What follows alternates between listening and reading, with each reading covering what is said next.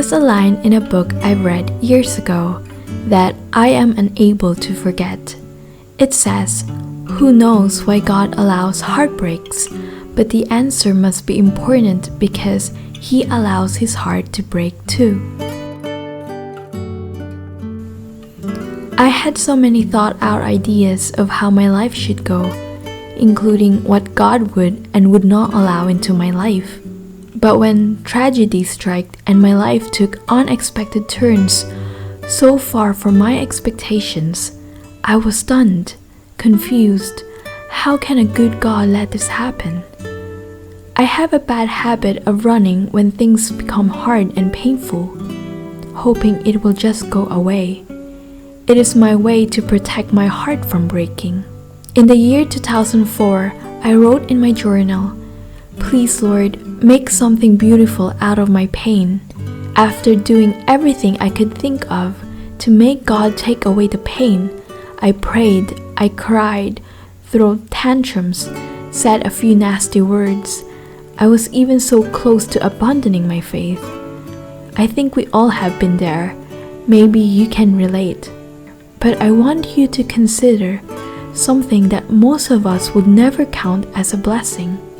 Pain is a gift, and the best gifts are laced with deepest sorrows, even if it looks nothing like you thought it would right now.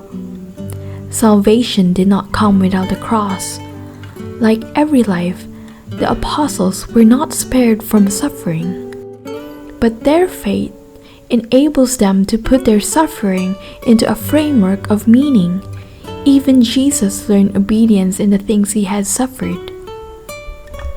What I am trying to say is this: God has to tear down some things in our lives before He can build something new. A grain of wheat must die if it is to bear fruit. Because it is impossible to see true transformation unless you have to remove the unhealthy and unwanted parts first.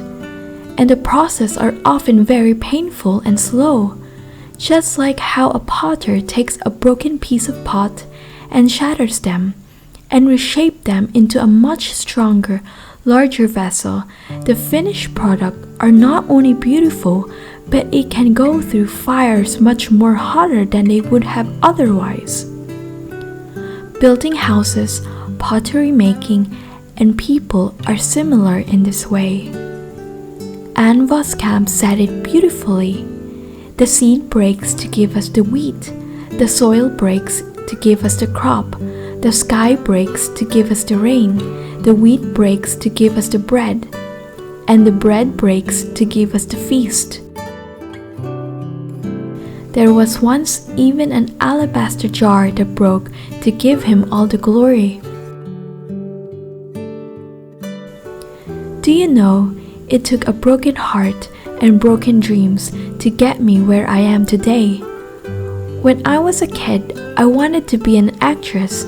That opportunity came when my mom's friend, who happened to work in a major TV network in my country, offered me to audition.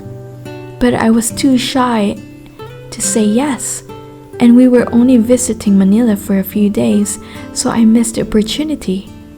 Then, when I turned 14, I wanted to be a singer because I had a huge crush on a Korean pop star. That dream lasted for 2 years before it withered. When I got saved at the age of 17, I wanted to be in a ministry, but when that didn't happen, I doubted if God even has a plan for my life. What I didn't know was, God was already at work like a chess grandmaster. He was setting up the pieces and moving it all over the board to get me to where I am today. My old dreams has to die not because they were bad, but because it was not His will for my life. Yes, I'm not an actress or a singer, but I'm making videos now. I may not be in the ministry, but I am spreading the gospel to the world. I believe this is where God wants me to be. Sometimes God's activities can be understood backwards. Having my dreams broken was the backstory and inspiration behind my second video, The Beauty of ordinary moments. God has taken me to painful places to grow, too numerous to count. At first, it doesn't make sense, but I'm beginning to understand why it was necessary and the good fruits it produced in my life, such as humility, compassion, resilience, endurance, patience, bear witness that God was not being cruel, but was being kind. I think it's very hard to allow God to break us, but wounds from a friend, and God is our friend, can be trusted. It breaks us open for God to plant a seed that will bloom into deeper faith and gives birth to deepest wisdom.